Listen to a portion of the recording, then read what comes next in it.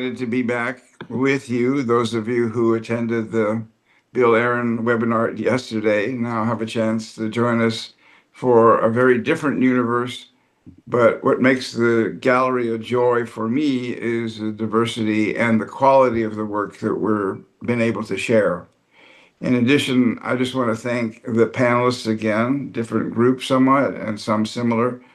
The joy of these conversations comes from you and the knowledge, sensitivity, awareness that you bring to the art that we share enlarges in great part its significance, meaning for me. So on a personal basis, just thank you for joining us. Delighted that Hongwei has made it after a substantial flight a couple of days ago, is still waking up, but his work is here and that will wake us up for sure.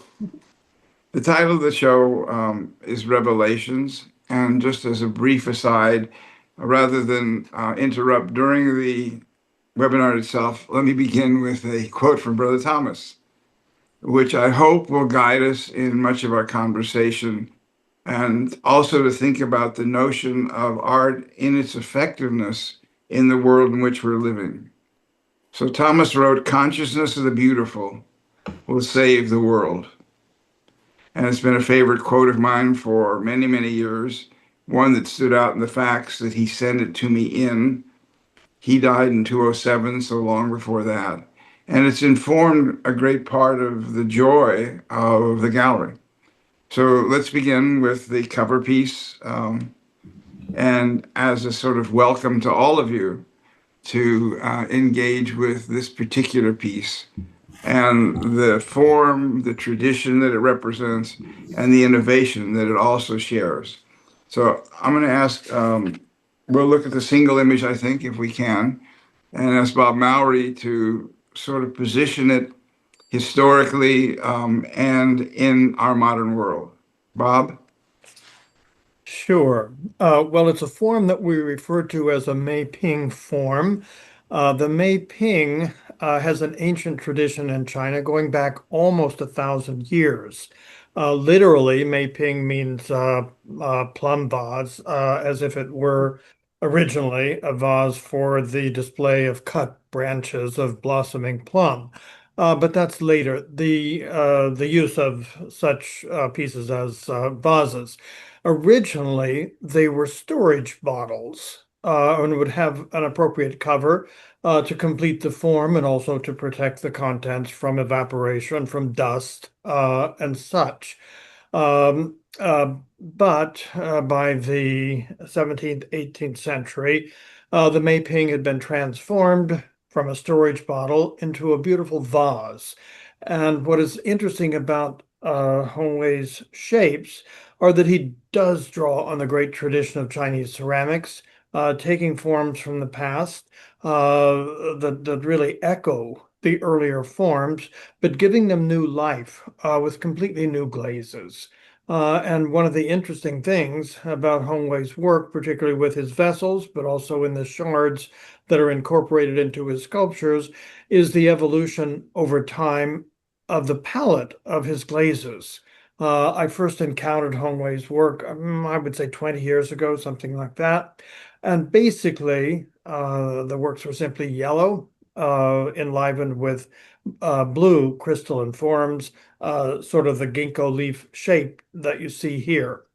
Then the glaze colors expanded from yellow to green to various shades of grays, reds, burgundies, and here the beautiful butterscotch color. And coming up, you will see that he also now has a beautiful white glaze. So we not only see an ancient form, which Hongwei has drawn upon, but a form that he has given new life with new glazes, new colors, and the beautiful crystalline forms that embellish the piece. Thank you, Bob. I'm going to ask Caroline. You wrote the essay for the catalog, and have your response to this particular piece would be lovely. I do always love to bring out, and many people do know, but the crystals are they're actually growing on the surface. These aren't drawn on, they're not painted on. It's actually and they're not, it's one glaze slurry when it's dipped, and it's through the firing process, which is a little bit more in depth than a typical firing, having to hold it at certain temperatures to allow the crystals to grow in the matrix. It creates basically almost like two glazes and gives it this depth. I'll go, I won't open the box quite yet, but that Hongwei bridges two different worlds. And this example is something ancient with something new and innovative, and it makes a beautiful piece. I mean, the color of this alone I could talk about because it's just stunning and so much fun. And the crystals are interactive too. If you get to be with them in person, they have a different quality to the background orange. They have texture, they have completely different life, and they're different on each piece. They're never going to be the same, just like a fingerprint. And Mara? Okay, yeah, okay. Well, I'm just totally fascinated. When I think of crystals, I don't think of the ginkgo leaf shape, and so this is magic to me. How these crystals bloom, but the relationship to the ginkgo leaf in terms of its fan shape, and the ginkgo tree is one of those mysterious creatures that drops all their leaves in a single flurry of leaves. So this feeling of falling leaves or blowing leaves, it's not just a single leaf blowing in the wind or a couple of leaves falling off a tree. They all go at once and form a skirt around the tree at the end. And so that sweeping motion of leaves in the air that just swirl down this phase, I think is just magnificent. Lovely. Rusty?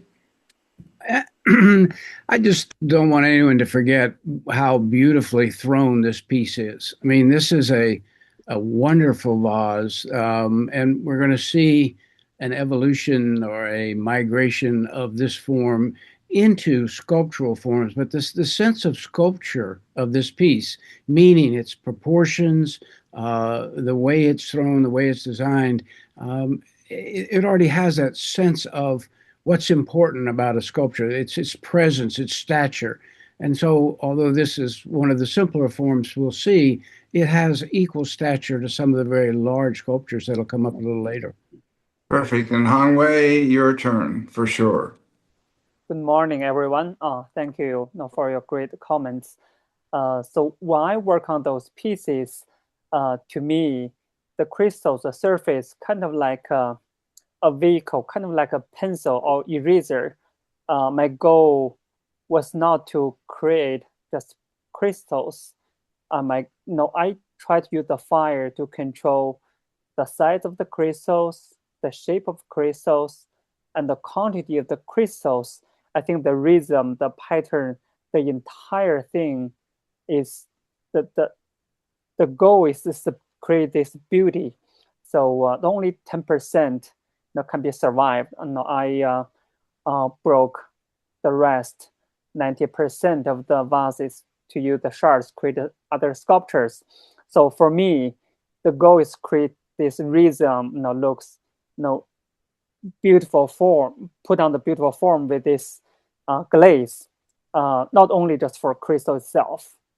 It's a combination. It's kind of like do the drawings, not the pencil itself. Very, very, very beautiful. Let's move on to the second piece, which is also a Mei-Ping form.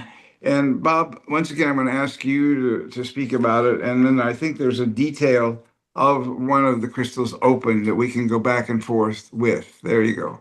Bob. Yes, another beautiful vase and another beautiful glaze, perhaps a variation on the butterscotch glaze, but it has more reddish ochre tones to it. And then the beautiful green crystals. In Hongwei's earlier works, at least the ones that I saw years ago, the crystalline forms were typically blue. Blue, a sort of royal blue against a yellow glaze. And now they have evolved so that we have not only different glaze colors, but different colors of the crystalline embellishments as well. talking about the evolution of the form, the original Mei Ping as a storage bottle, the basic shape was very similar to what you see here. The broad shoulders, the constricting profile down to a much narrower base. But it's the lip that is quite different when it was transformed from a bottle to a vase. The original Mei Ping as a storage bottle simply had a short vertical lip meant to accommodate a cover that would have had inside a little stopper that would have gone inside the vertical lip. But in the transformation from storage jar or storage bottle to vase, of course, the cover was done away with. The neck is a little bit longer, and in addition, the delicately flaring lip is quite beautifully done, and that flaring lip is not only the perfect finish to the vase, but the curve of the neck as it narrows ever so slightly, and the flaring lip definitely echo and resolve the vessel's strong curves at the shoulder. But an exceptionally beautiful form, one drawn from the great tradition of Chinese ceramics, but at the same time transformed here into a gorgeous vase. Absolutely beautiful. Hongwei, do you want to speak briefly about it and then the detail of the crystal itself open? Okay, so my the passion for those fire rings is created this unique result. To me, I think this I use copper glaze, so we know when we fire crystalline glaze for oxidation produce green and reduction produce red. So this pretty much complicated. The fire ring can produce the color range between the green to red. So there's the full range of color, and I consider the firing process is extension of my hands. I just not only just depends on the luck. I can control 80% of each factor, the size of crystals, the shape of crystals, the quantity of the crystals, and I really care the quality of the crystals. So the 20% relies on God's hands. So I work back and forth, and eventually, I hope I can create something really special and different. And this is the one, and with really good quality. If you see the piece in person, I think it's better than the image because they have a three-dimensional quality when you see the piece in person. It creates an enormous depth when we see the entire piece separate from the detail, which makes it extraordinarily beautiful. And Caroline, your thoughts as we, please. I think I love what Bob brought out in reminding us and educating us on the history of the Ming Ping vase. That it is something that was a common object brought into a space that's uncommon. I think that's what's beautiful about pottery and ceramics to begin with, is that it is similar to both what is everyday and what is divine, because what's so special about ceramics is what you can put inside it. It's not a pot if you can't put can't put a liquid or food inside it. And I think that artists and people who have a lean towards a sensitivity to pretty much the spiritual will love to take what's normal and point out to everyone else what's abnormal about it. And that's what we enjoy in all these vases. It is really very helpful to remind people that one of the goals of these webinars is to help them see, and in the process of seeing, also experience, and in this case, something very, very beautiful. Can we move on to the next image? And Rusty, if you'd begin talking about the Dan Ping vase and your thoughts. In that I'm not markedly educated in Chinese pottery, I'll speak only to the coloration in the form and leave the rest to Bob. Okay. This again is a very different form, and we'll learn more about that. But I just can never go away from how wonderfully thrown this pot is. The crystals and the glaze, very similar to some we've seen. This is a mixture up at the top. And again, Hongwei is controlling temperature, but at the very top of this piece, there is more of the reduction type of, you're getting some grays and some different colors. And as you come down to the lower part of the vase, it's a little different. And so listening to the effort that goes into making these pieces, I realize more how complex it is to create. I mean, you don't know exactly where the crystals are going to be, but the idea of not having too many or too few and having them arranged in a way that is complementary to the form.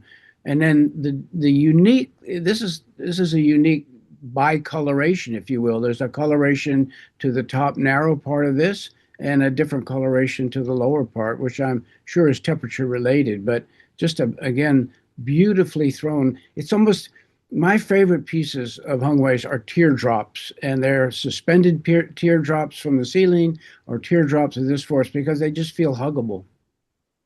Absolutely wonderful. Mara? Well, I don't have to really say any more than that because once a piece is huggable, you have a full body relationship with it. And I think, when I'm hanging a show, I hang at a much lower hanging point center line than the average museum because I feel that your body has to be in relationship to the art object that you're seeing, that it has to hit you at the core, somewhere between the throat and the tummy. And so when Rusty says this vase is huggable, I mean, it just, you just, when you can fall physically in love with a work, it then relates to everything else about your head and your heart that you need to know. So come into the gallery and fall physically in love with these forms. They are beautiful. You're also allowed to hold them, possibly hug them, depending on who's here watching. Bob, would you speak about this? And then we're going to transition into two traditional forms and also ask you to help us understand both those forms and then Hongwei's transformation of those. Of course, the Donping that we see here is another ancient form. It came about or first appeared in the 12th to 13th century in the Southern Song period in imperial guanware. It wasn't a vase, although the present one functionally would probably be classified as a vase. It would have been a small bottle, presumably since the original ones were in imperial guanware, for the imperial table. For what liquid, we don't know, but something for the imperial table. But we'll see in a moment, the old and even later Donping bottles have this particular form, a bulbous body with a tapering shoulder and then a cylindrical neck, as we see here. The one on the right is one that dates back to the 12th or 13th century. A guanware Donping.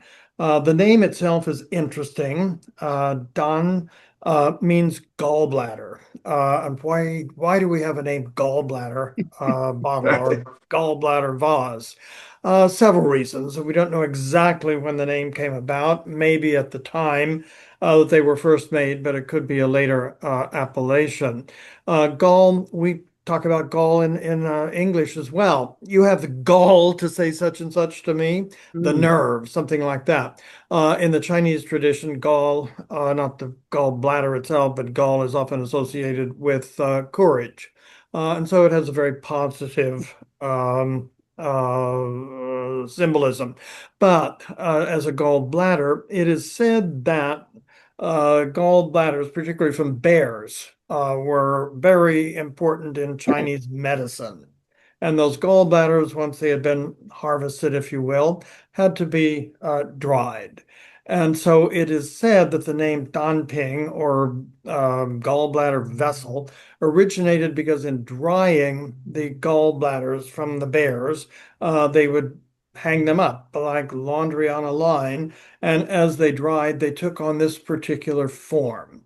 So it has nothing to do, bottle and the use has nothing to do with gallbladders per se, but it was simply a real or an imagined similarity of the form of this vase to a drying bare gallbladder long ago.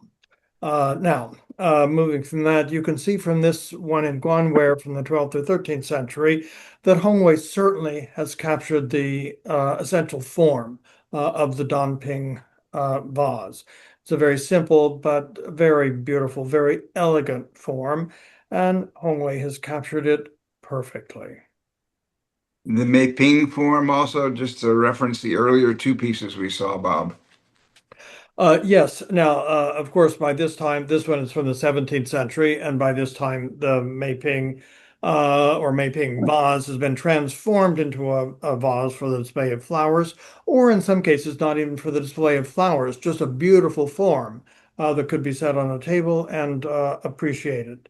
But here you see the relationship of the 17th century vase to the forms that Hongwei creates. In this particular case, the yellow is not the primary glaze. The piece, when it came out of the kiln after its primary porcelain firing, was glazed, but it had a clear, colorless glaze, so it was simply a white porcelain vase. Then there was an overlay of yellow enamel, which is simply a low firing glaze. It was put back into the kiln, fired again, which melted the enamel, caused the color to mature to this beautiful yellow, and fused the enamel to the surface of the glaze. But you see the origin of Hongwei's Meiping vase forms. Thank you. Hongwei, do you want to talk about the influences in terms of tradition on your work and how you approach those forms in order to create your own language? Okay, so thank you very much, Bob, for your great, introduction. Talk about the history and the background about the Meiping and the Donping vase. It's just how wonderful. I just learned over again and again. Thank you so much. So regarding with this related to my personal work, I try to learn from the traditions. So I work only on the glazes, but I learned from those traditional forms, kind of like a Chinese calligraphy. I still believe I'm still on the learning process in terms of the tradition and the cultural background. Even we had this tradition for thousands of years, but I really want to experience this learning process. Kind of like calligraphy, we learn from the tradition, and eventually we can do some creations, create something new, something personal and unique. So for me, I really develop on the glazes, and some glazes only for specific forms, kind of like some glaze really good for Donping vase, some them for Meiping vase. It depends. So for those forms, kind of like Rusty mentioned before, I'm a sculptor, so I work on those forms. I really consider the sculpture, for example, kind of like the Meiping vase I did, from Song Dynasty and Yuan and Ming and the Qing Dynasty, different dynasties, the form looks like Meiping vase, but different. So I really consider that kind of like sculpture. So if we go back to the first Meiping vase, and you can see, I really work on the neck, and there's I consider the shoulder, and then it's pretty sharp turn, and then to the waist, and then get to the bottom. I really thought about the proportion and the rhythm and the movement about the contour lines.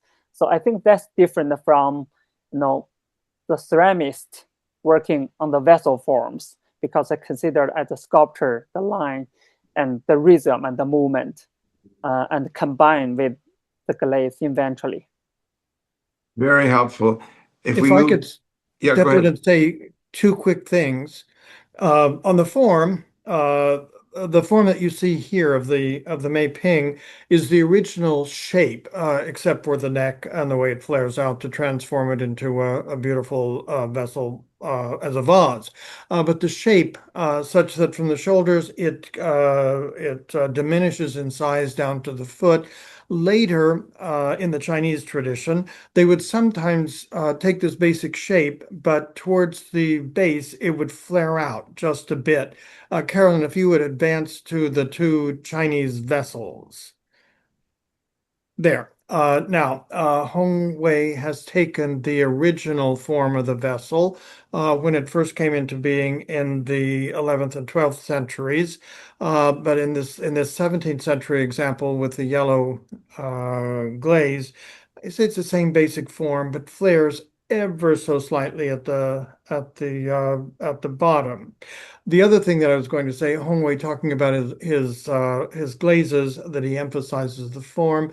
But the glaze, another well-known potter, James Olvera, once said, the reason I repeat similar forms over and over again is that for me, the pot is simply a canvas for my various glazes, with his emphasis on the glazes. So we could concentrate using the same form, but concentrate on his glazes. And I think sometimes that applies here as well. Very helpful. Now we're going to sort of move to the next image, and with it, a quote from Brother Thomas: when you don't know something cannot be done, it makes it possible to do it. And it seems to me that it's a wonderful segue for us to move with Hongwei into his distinctly and personal sculptural forms, combining the crystals and stainless steel in a remarkable way that creates, and this, I love Caroline's, or the title to Caroline's essay, Revelations of how one can take clay and stainless steel and create something new and fresh. So I'm going to ask Rusty if you would begin speaking about it, and we'll move on from there.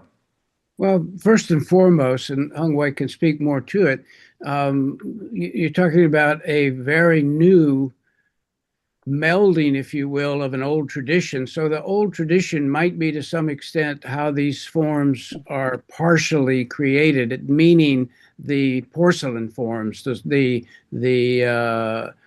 forms with the crystal glazes, etc., now combined with a very modern sense of polished stainless steel. So just the combination of the two materials suddenly gives us the metaphor for where Hongwei is in the world between the ancient tradition and a very modern tradition. There's so much to say about Hongwei sculptures. Always working most recently with this sense of balance, and it's important to understand, at least for him, how these forms compare or contrast with one another in a very vertical way. This particular piece has one of the unique hanging pieces, a smaller piece that hangs off the left, which I think is just fabulous. Other pieces don't have that yet, and this is sort of a new addition. But there's so much to say about this, and I'll certainly let others speak to it. But it's magnificent. Lovely. Mara, even though it's sculpture, you're okay? Okay, this is where I get so excited about his work, because you've got a modern take, albeit on some traditional forms, and the entire tradition of Chinese ceramics and porcelain in particular, plus the export market. But New China is new. It's really new. And this industrial production of which stainless steel represents, smashing right up seamlessly to porcelain. And then how do those two materials go together? There is a little cheat video where I learned how he put them together, because my brain has him casting two things and then melding them together. And then when I see the work that goes into the stainless steel, because it's hollowware basically, and he has elaborate patterns and then they get ground together and polished together and smoothed together. The work and craftsmanship is just astounding to me. It's astounding to me, the care and the strength and the delicacy balanced one against the other, both in terms of the form and the making. It's just remarkable. It's remarkable from taking these celadon colors, which are so soft and beautiful and melting, against the complementary colors of orange and blue. So there's these jazzy rhythm changes, both in terms of the surface, in terms of the color, in terms of the stacking, in terms of traditional forms, and then these kind of odd bullety kind of what I call them. They're contemporary manufactured forms. And then the balance point of the whole structure, both the vertical balance and the pendulum. I also want to point out that the scale of these is remarkably different than a tabletop vase. 62 inches is over 5 feet, plus it's got a pedestal, and then I think we have some images from his studio / factory in China, where these keep getting bigger and bigger and bigger and bigger, and that's hard to capture in a catalog and on a computer screen. So talking about a full-bodied experience, you've got it and then some in these pieces. Caroline, thank you very much. And Caroline, if you want to speak to this and also show the detail, thank you. That's great. The detail is good. So your turn, please. Well, I think these pieces are what exceptionally bring out that point of trying that Hongwei bridges multiple worlds. I mean, first and foremost, porcelain, stainless steel seem to be contrasting materials that he seamlessly brings together, but also the world of the material with the world of the world that's spiritual or otherworldly that I think we experience in art and in beauty specifically.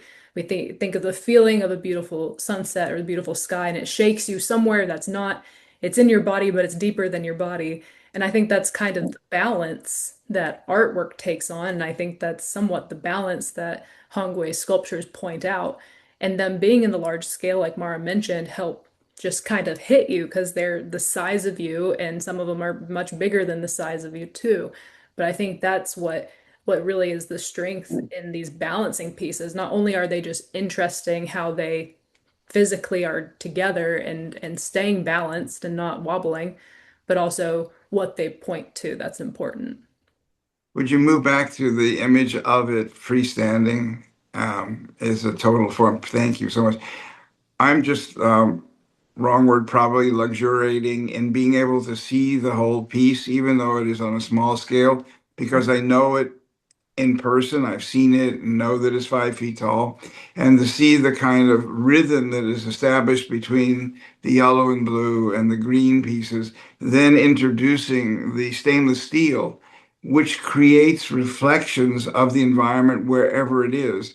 And one of the interesting things when we first met Hongwei, which is about 8 years ago, and all of the forms in the gallery were vessel forms, and somehow seeing the combination with the stainless steel made me very uncomfortable. And now the sense of absolute joy and delight in the abstract form of the sculpture that you've created by combining these materials and combining them with a sense of enormous excitement. Thomas wrote, "What is old and beautiful is always new, and what is beautiful and new is always old." It seems to me that it's a wonderful way to think of your creations, both old and new, and they enhance one another as we continue to look and move forward to the next piece. Hongwei, I'd like for you to speak a bit about this one, and also going to essentially the white on white. And it's almost impossible, I would add, to photograph because the crystals actually glisten in this piece as they're contrasted with the other whites next to it. Please, Hongwei. Okay, so I just want to talk about two things. The first one, so at the beginning, so I have been making the vases. I truly love. That's my hobby. But I really learned a lot from the tradition, and gradually I brought the tradition into my work. So I know, in the world, a lot of people, especially in China, a lot of ceramic artists are making work try to copy the tradition. And my goal is not copy the tradition. My goal is put one step forward from the tradition. So I really brought the mapping vase into the sculpture form. So that's one thing. Even for the earlier piece, we just saw with the hanging object. So from the bottom, the second bottom one, if we can go back a little bit, Caroline, thank you very much. So yeah, from the bottom, the yellow one with a small green object from the bottom still is a little bit abstract from a mapping vase. So you see, but it started to change. So I started to develop the traditional the vase forms into sculpture form. Okay, let's now keep moving to the white one. And then there's one thing I want to mention. So I brought the tradition into the sculpture. The other thing, I call the allegory balance. I really want to convey the idea, the concept of balance, not only for on a physical level. So it's just the balance on the physical level, but on a cultural and philosophical level. So kind of like Chinese culture, everything we talk about the yin and yang, even for the Chinese medicine. So everything has to be at the good proportion. Too less or too much are not good. So I really talk about the contrast, the material, and the color.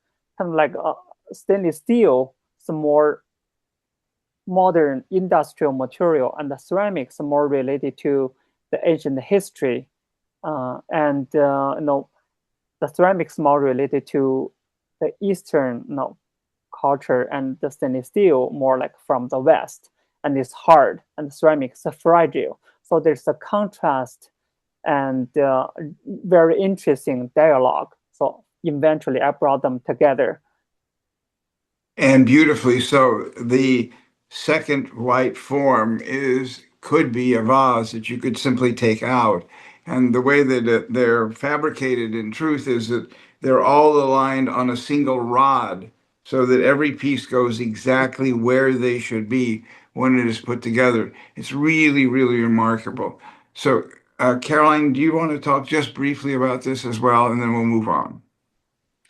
This one, I think, really emphasizes what Hongwei talking about, more about balance and how the directionality of this. We have something, the top piece very strongly points up, but then the bottom piece is so heavy it holds it down. And then we have a very strong stainless steel piece that points to the left like a face. And then we have the piece on the heavy bottom piece that points to the right. It points in all directions and balances out. So there's motion and energy in each direction, but then it's actually quite a vertical piece. So that gives it a motion and a push and pull that kind of makes it feel like it has a lot more activity than being the sculptural form that it is. Right, beautifully said. We're going to Just move on to one thing I want to Sure. mention a little bit. We couldn't see the detail by this image, but if you see the actual piece, the crystals with the gold halo, outside the crystals, but we just couldn't visualize by this image. So Thank you. Yes, We're if gonna I could say one thing, Please. again, talking about the evolution of Hongwei's glazes, this is, I think, one of his most recent glazes, and one might initially think, well, the Chinese have always been producing white porcelain, simply undecorated porcelain with a clear glaze. On the one hand, that's true, but what is new and very different here is to have a porcelain vessel with a crystalline glaze, so that you have the beautiful crystalline forms that embellish this piece, which one would not find in the Chinese ceramic tradition. Before this, it would just be a clear colorless glaze. Perhaps, I mean, one could have color with underglazed blue, or one could have enamels, but I mean, just the white form. If there were any decoration at all in the white form that is not colored, it would be incised or carved under the glaze, which is very different from this type of crystalline glaze. And so this is really quite new and revolutionary, the glaze itself, as well as the incorporation of these beautiful pieces into a well-balanced sculpture like we see here. Thank you, Bob, very, very much. Just another quote as we move on to the next one. The difference between the process of art and the process of craft is that in art, the chief characteristic is joy. And I don't want us to lose sight of that. The sense of absolute joy and delight that each of these pieces that we've looked at and we've had in the gallery over these years is that of absolute joy and discovery of what Bob just pointed out again, the new with respect to the old. Mara, I'm going to ask you to begin speaking. This is a gigantic piece, and it hangs from the ceiling, and so far they have all hung successfully, I guess is the right phrase. Well, one would hope so. At least the bottom isn't porcelain in case something happens. I of course was just, this piece came up on the screen. I started looking at my 12 beams across my ceiling going, I wonder where I could fit this and have it show off properly. God, it's so magnificent. Rusty said earlier that he loved the teardrop shape, and this is a really big bulbous teardrop. What I find remarkable about this piece is the quilting of it, the mosaic of it, the broken fragments, the healing of it, all coming together with these little teeny rivets. It's the fluidity of how the shape of the stainless steel happens with the rhythm structure of all these chattering little pieces with the fixed point in each piece. It just has just a tremendous energy to it, and yet the energy is both contained and exploding at the same time. I think it's quite a remarkable piece, and I can see how if you're a potter like Brother Thomas and Hongwei that has to destroy 80 to 90% of their pieces because they're not perfect, this is terrific recycling, dear. Right. Well, Thomas recycled his by giving the fragments to the nuns who ran an art house so kids could make mosaics. Hongwei has created his own mosaic as part of an extraordinary artistic expression of the teardrop.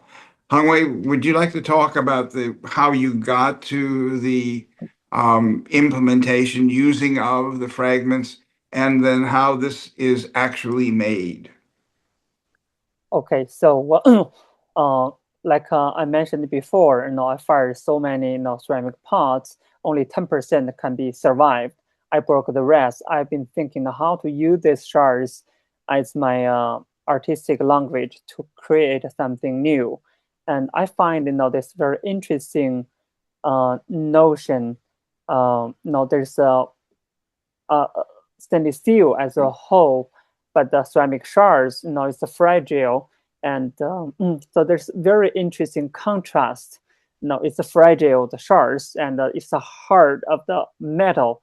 And I try. I mean, ceramic shards kind of means the brokenness, and there's the fragmentation, and even destroy. But I really want to use those shards to construct them together to build a new whole. So that's the idea. It's constructive, not to destroy, and then start to create those pieces. So talk about the teardrop. Originally, those forms from the vases, because I broke the top and broke the bottom. I start to work on the extension with the metal, and then gradually develop those different forms. So also underneath the shards, there is kind of a metal mesh into which they are screwed and held in place. One of the things that impressed me when we talked before is that you know where you want each of those shards to go. Yeah, but no, there's a metal mesh behind it. But I mean, there's a mesh, but no, I need to work pretty much on each hole because the ceramic shards has each ceramic shards is different shapes. So when two ceramic shards get together, the hole is not matched with the hole on the mesh behind it. So I need to use a special tool to grind each hole to match with the ceramic shards outside. So when you open them up, sometimes after I finish the piece, I was not satisfied with certain parts. I need to take them off so you could see the enlarged holes on the mesh, which means I worked over again and again. So for Right. each shards was structured by a stainless steel a screw to tie them together. So there's no glue. So it's a physical structure to hold two different materials together. Bernie, Fabulous. Bernie, I Yes. think the essence of mosaicism is creating a whole from pieces. And this is a wonderful example of it. Reminds me a little of sandbox paintings where things are broken and put back together. This is a whole that's made from broken pieces, and it doesn't have to be broken. It can just be pieces of history. For instance, the whole of what we now represent, what we now have, is represented by various parts of the world that have come together to form a usable, a culture, whatever it may be. And then, of course, the way the stainless steel is brought in here is not sharp or angular. It's very smooth and very rounded and very fluid, so that there's a wonderful feeling of the stainless steel supportive of this maze, this matrix, that's been put together from all these pieces in a very congenial way almost. So it's not just stainless steel, and it's not just pieces. There's a huge amount of thought, an incredible amount of skill that makes this. You don't want to hug these, by the way. Those pieces are sort of sharp, but you feel like you want to. I love it. And we don't have malpractice insurance, so I appreciate that. Correct. Let's move on to the next piece. And Oh, Bob, I'd love for you to just speak briefly about it, because in this one, the stainless steel heads are literally dancing on top of the shards of the white crystals. Yes, in this elliptical shape, or oval shape in this case, the blend of the polished stainless steel and the white shards is really quite magnificent. With these pieces, I love the combination of textures. The previous one, this one, you have the very smooth, highly polished stainless steel, and then you have uh, the varied or undulating surface of the shards that have been assembled together. So visually it's exciting, but also if one wants to touch it, being careful not to cut one's fingers on the sharp edges of the shards, it's still very inviting to look at that and be amazed at the contrast in the sculpture. Again, we have the white glaze here. It's not so evident in the photograph because it's difficult to capture in photographs, but the crystals in the white glazed pieces. And this seems to be one of Hongwei's newest glazes, and so it's very exciting to see it here in combination with stainless steel. It's quite an engaging piece. Totally agree. I want to move on to the next piece, one, because of time, but also because we want to take you into different shapes and places. This is very difficult to photograph because actually it is a bowl shape with the stainless steel at the base of it, and then the gentle shoulders coming out. So this is hung on a wall. And I'm going to ask Mara if you would talk briefly about it. Okay, Carolyn, do we have a profile view of this so that the viewers We do. get Yeah. really understand how the bowl is projecting like a semaphore off the wall? We do. I think I'll have to go over. The next is the video, so bear with me while Oh, I okay. click a few times. There we go. Yeah, There it okay, is. so there it is attached to the wall on the right side. So, you've got the porcelain fastener, I mean, sorry, not the porcelain, the stainless steel fastener, then it comes up. You can see the little rivets that are holding it into place. Now we can go back and view it head on. And so the first thing you'll notice is that because of the kind of lens that it is, the highly polished stainless steel mirrors the studio in China, and the photographer is on the ceiling because, of course, you have that mirroring effect. You can also see how large the main room of this studio is. It's quite remarkable. But in this shape, this pulsing off the wall, this opening of a funnel shape that might relate to a ship for some people, and it might relate to the kinds of mirrors that you see in grand homes on the wall that have a parabolic shape or a concave shape. So it's got lots of references to things that you know in your head somewhere. And then this glaze is a recombining of two glazes that we've seen before, the Celadon glaze and the butterscotchy royal yellow vase, in a new combination. And because it has the curve going in as opposed to the shape going this way, how the glaze lines, when he dips and dribbles and paints the glaze pre it firing, how it moves across the surface creates a completely different tension, a completely different movement, and you fall into this lens, which if you were looking at yourself in it, you'd be upside down. Absolutely. It's a wonderful way to think about looking at art in general. We're going to move on to the video. Is that right, Carolyn? Yes, here's the video. Okay. So this is a video of Hongwei's studio in Beijing. It is without sound. So I'm going to ask Hongwei to sort of walk us through as he walks through the space.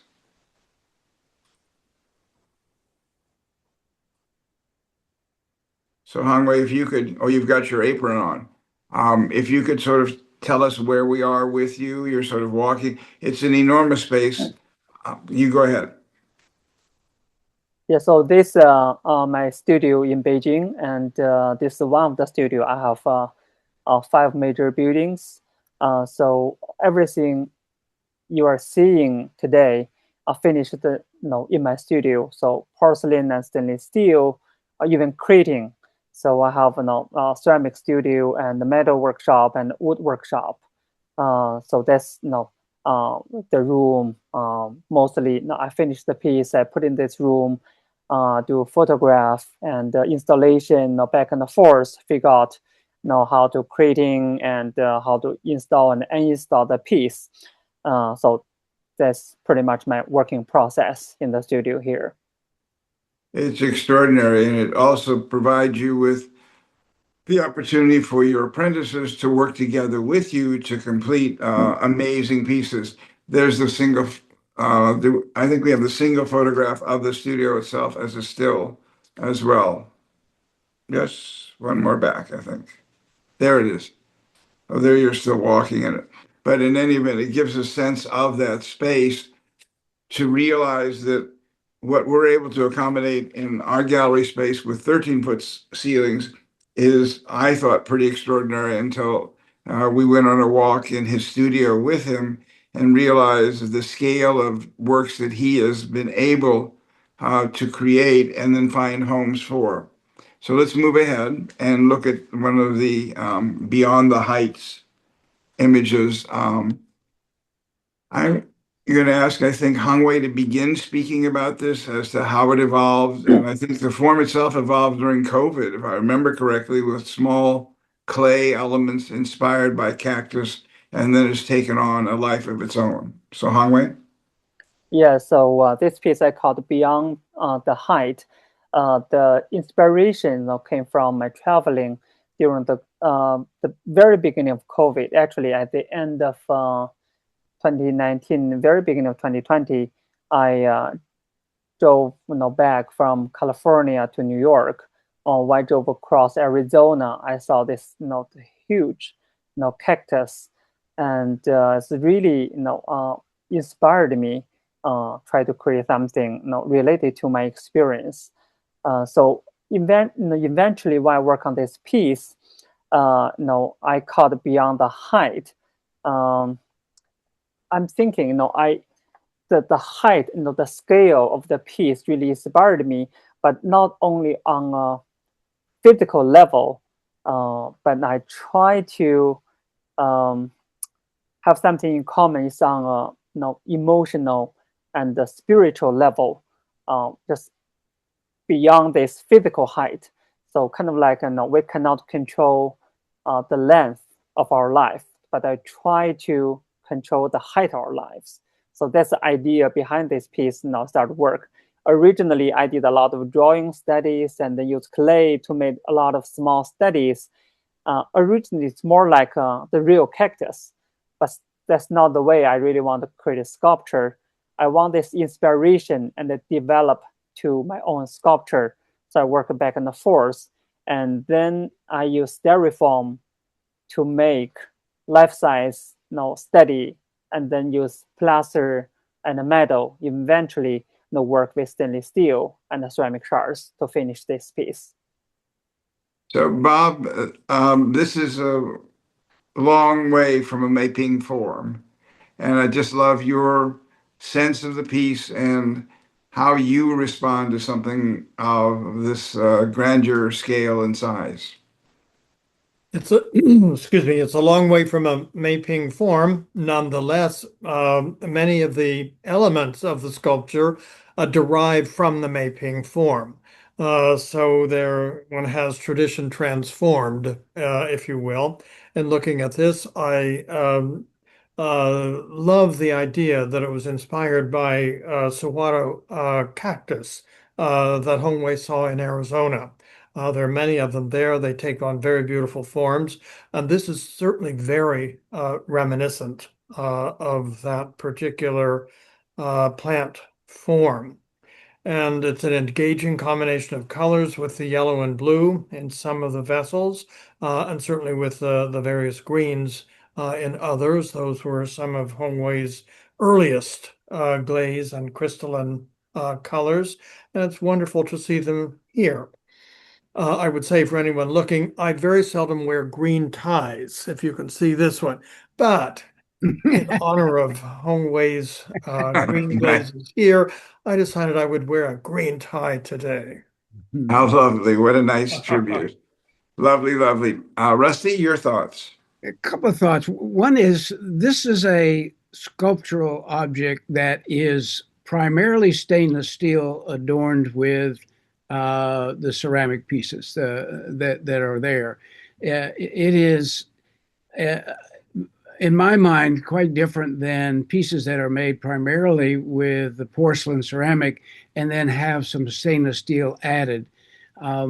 It's almost moving more and more. And I keep thinking of the concept of stainless steel and verticality. I mean, this is what's happened in China. Tremendous buildings going vertically up. I mean, Hongwei's life has to be full of verticality in China, in the new China, and it's all based on the ability to use metal alloys to get up to these heights. And this is almost the switching point at which the metal has become the primary structural and the ceramic more of a adorning addition to it. There's certainly still the sense, as Bob said, of these being sort of vase pieces, especially the two top pieces.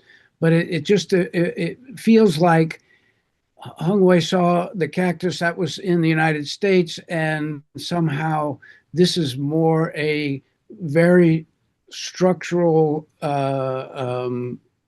metallic piece, different from the others, for me. And Caroline, your thoughts?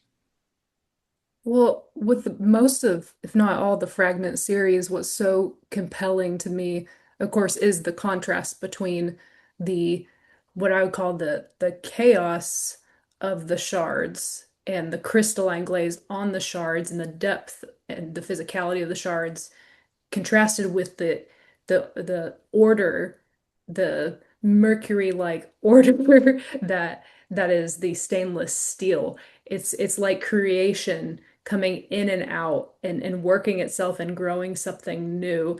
And Hongwei emphasizes that by how he cuts the stainless steel. I think the edges where it meets up with the porcelain, how they're undulating, it creates this tension, like it's pushing and pulling. There's dough being kneaded into new bread.